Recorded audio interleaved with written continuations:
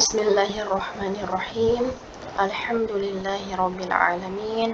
Wassalatu wassalamu ala asyrafil mursalin nabiyyina Muhammad sallallahu alaihi wasallam.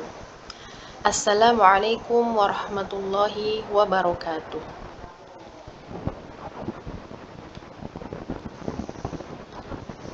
Akhwati wa ahibbai fillah.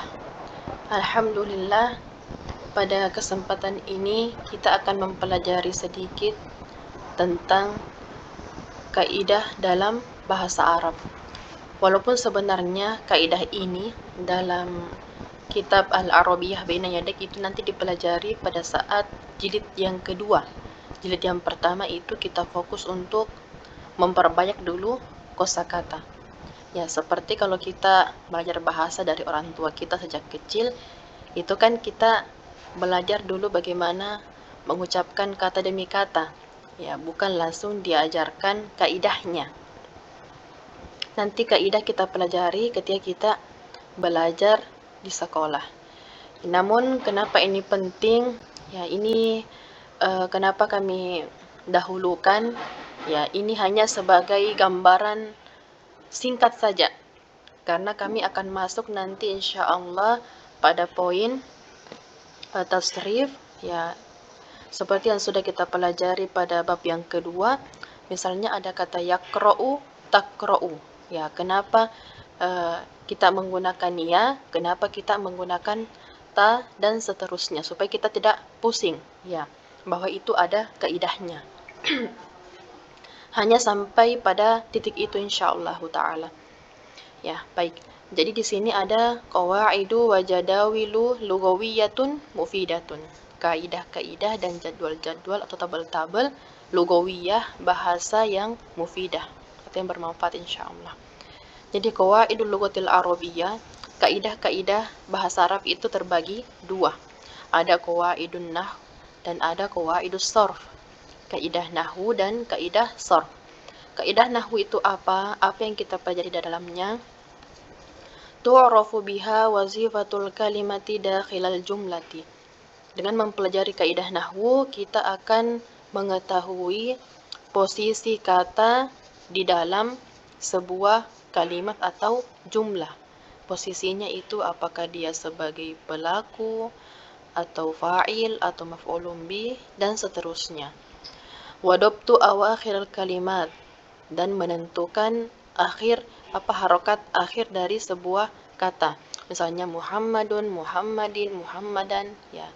Kapan atau apa posisinya, sehingga kenapa pada saat terkadang kita membaca Muhammadun, terkadang juga kita membaca Muhammadin dan Muhammadan dan seterusnya. Wa tariqatu i'rabiha, dan cara meng-i'rabnya. I'rab ini seperti kita dalam satu kata itu kita menjelaskan kedudukan dari kata tersebut dalam sebuah jumlah. Ya. Adapun qawaidus sarf atau kaidah sarf itu tu'rafu biha binyatul kalimatil arabiyyati. Dengan mempelajari kaidah sarf, kita akan mengetahui susunan kata atau susunan kata binyah, bangunan kata dalam bahasa Arab. Binyatul kalimah al-arabiyyah. Jadi kita bisa membangun atau membentuk kata dalam bahasa Arab, ya. Wa ma yuzadu 'alaiha aw yunqasu minha, dan apa yang ditambah dan apa yang dikurangi. Jadi misalnya dalam satu kata itu kita bisa mengubah-ubahnya sesuai dengan kaidah. Misalnya kata qara'a, yaqra'u, iqra'. Kemudian yaqra'u, taqra'u, misalnya aqra'u. Ya, dalam satu kata itu bisa berubah-ubah. Nah, itu fi'il. Ya, di mana kita pelajari itu di kaidah sarf. Adapun di kaidah nahw itu lebih pada akhir kata. Ya, bagaimana posisi kata-kata tersebut dalam sebuah jumlah atau kalimat. Kalau sarf itu kita mempelajari bagaimana kita mengubah satu kata kerja menjadi kata kerja yang lain. atau menggunakan kata ganti orang yang lain. Nah, semoga ini dipahami deh. Ya. Yang pertama, al-qismul awwalu qawaidun nahw.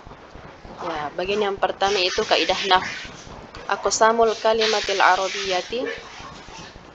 Jadi pembagian kata dalam bahasa Arab itu ada ismun wa fi'lun wa harfun. Pembagian kata dalam bahasa Arab itu ada isim, fi'il, dan harf. Al-kalimatu lafzun yadullu ala ma'nan. Mislu Muhammad, bustan, yaktubu, dan fi.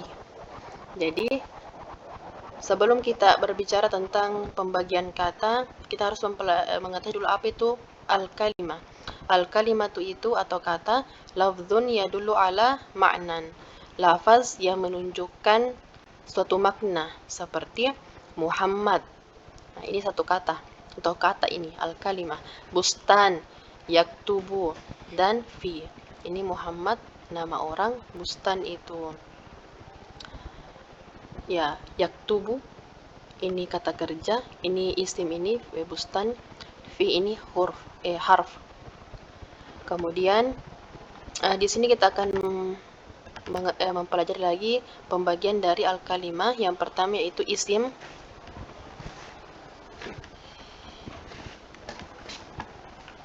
Isim itu apa? Huwa kalimatun dallat ala ma'nan fi nafsiha wa lam taktarin bizaman. Jadi dia merupakan sebuah kata yang menunjukkan suatu makna tertentu dan tidak terikat dengan waktu. Jadi dia memiliki makna tersendiri. Seperti kalau kita mengatakan Khadijah tuh, ya langsung terbersit dalam benak kita, oh Khadijah tuh ini yang dimaksud, Sodiqotun ini yang dimaksud. Jadi contohnya ada Khadijah tuh, Sodiqotun, al-kitabu. Nah, di sini fil masjidi.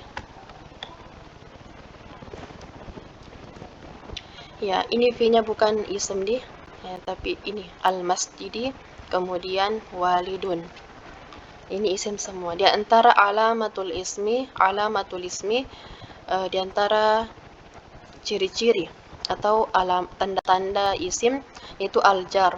Itu dimasuki huruf jar seperti ini, huruf jar masuk kepada isim. Fil masjidi berarti ini masjid karena ini dimasuki oleh huruf jar, sehingga dia menjadi kasrah. Jadi fil masjidi, al-masjidi ini isim karena dia dimasuki oleh huruf jar. Kemudian tanwin, seperti kata sodiqotun, dia ini isim karena dia boleh tanwin.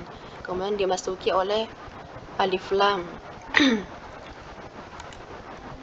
Alif lam, seperti kata al-kitabu, berarti ini isim karena bisa dimasuki oleh al-kitabu. Kemudian an-nida atau panggilan, ini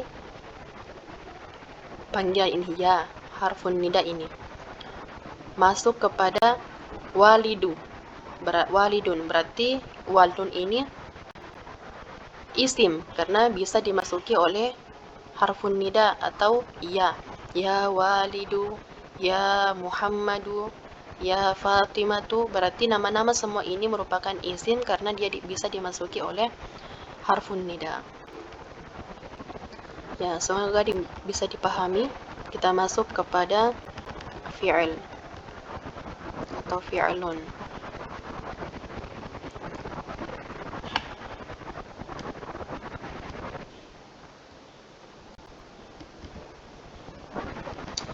Huwa kalimatun dallat ala ma'nan fi nafsiha waqtarunat bi ahadil azminatis salasa.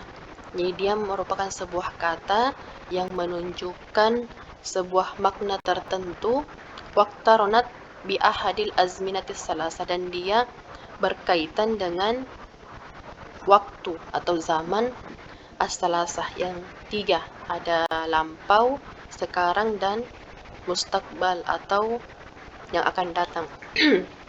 Jadi perbedaannya tadi dengan isim dan fi'il, kalau isim itu tidak berkaitan dengan waktu, kalau fi'il itu berkaitan dengan waktu, atau fi'il itu merupakan kata kerja. Ya. Seperti qara'a, yaqra'u, iqra', tawaddo'a, yatawadda'u, tawaddo'. Jadi ini merupakan semua fi'il atau kata kerja, menunjukkan sebuah makna. Qara'a, apa maknanya ini? Membaca. Dan dia menunjukkan kata kerja lampau. Ya, dia telah membaca. Kalau yaqra'u, dia sedang membaca. Kalau iqra', bacalah. Ya, untuk yang akan datang. Kata kerja untuk yang akan datang. Tawaddo', yatawaddo'a, yatawadda'u, tawaddo'. Ciri-cirinya itu, kami tidak menulis ciri-cirinya. Ciri-cirinya itu agak panjang, kami tidak membahas, ya, karena kita belum masuk di situ, ya, dan sampai kita pusing, ya. Jadi itu ya saja. Yang penting kalau fi'il itu dia kata kerja, ya. Kemudian yang terakhir itu ada harfun, huwa kalimatun dalat ala ma'nan fi ghairiha.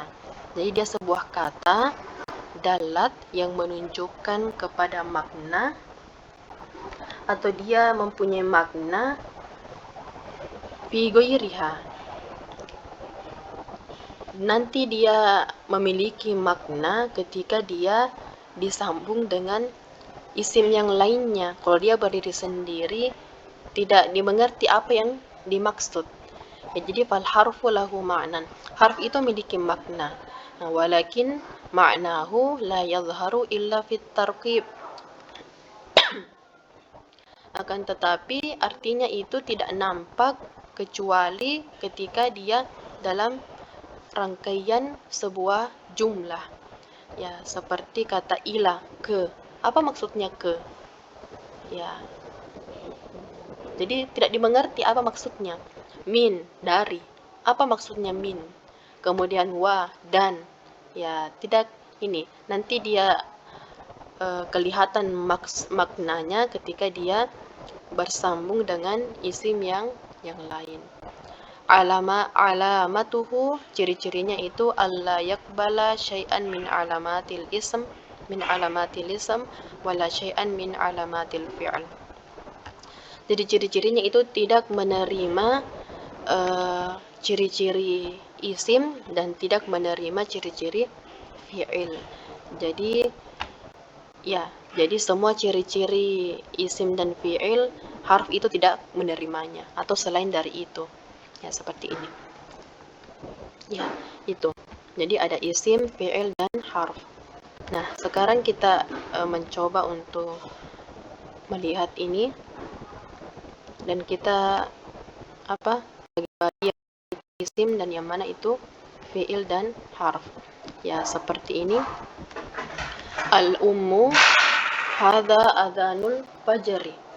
Jadi ini al-ummu ini isim. Kenapa? Karena dia dimasuki alif lam.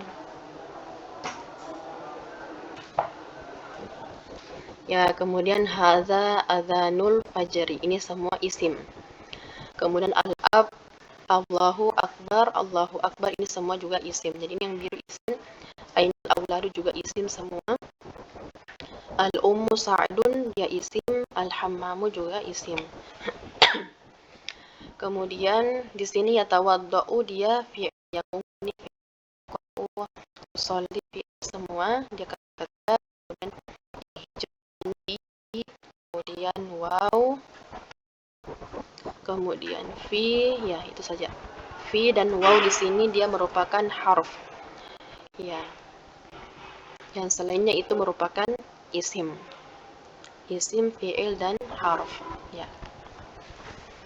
Kemudian ya, ini yang sudah kita pelajari pada bab sebelumnya. Pada bab 1 itu belum ada kata kerja, bab yang kedua baru ada. Jadi di sini kita akan mempelajari as-sarf, bagaimana mengubah satu kata kerja menjadi kita mengganti-gantinya sesuai dengan dhamir, ya. Jadi misalnya di sini yang sudah kita pelajari itu ada kata yatawaddau. Jadi ini tawaddoa, qara'a, sholat ini fi'il madi atau kata kerja untuk masa lampau. Tawaddoa, dia telah berwudu, qara'a, dia telah membaca, sholat, dia telah sholat. Yatawaddau, ketika kita mengubahnya dari kata tawaddoa menjadi yatawaddau, ini fi'il mudhari atau sekarang, yang berlangsung sekarang. Dan ada juga amr. Kemudian di sini kita belum pelajarinya. Ya, jadi tawaddoa, ya tawaddau. Jadi ya tawaddau itu menunjukkan huwa. Di sini ada domair. Domir itu kurang lebih ada 12. Ada huwa, huma, hum 3, hiya, huma, hunna 6, anta, antuma, antum 9, anti, antuma, antunna 12, ya ana, nahnu 14. Di sini ada kata huwa yatawaddau, ya ketika kita mau mengubahnya menjadi hiya, ya ini yang merupakan tambahan kita ubah menjadi ta. Sama dengan qara'a, untuk mudhari'nya itu yaqra'u, dan ini harus dihafal nih, ya qara'a yaqra'u. Kemudian ya di sini untuk mengubahnya menjadi hiya atau dia perempuan. Kalau huwa kan dia laki-laki, kalau hiya dia perempuan. Kita ubah menjadi huruf ta, taqra'u. Kemudian kata sholla, yusolli, ya huruf ya di sini yang menunjukkan dia laki-laki, kita ubah saja menjadi huruf tu. Ya, jadi itu. Dalam bab 2 itu kita hanya mempelajari domir atau kata ganti orang untuk huwa dan hiya saja. Nanti di bab 3 itu sudah masuk pada kata ana. Ya, barakallahu fiik. Hadza wa sallallahu ala Muhammad wa ala alihi wa sahbihi wasallam.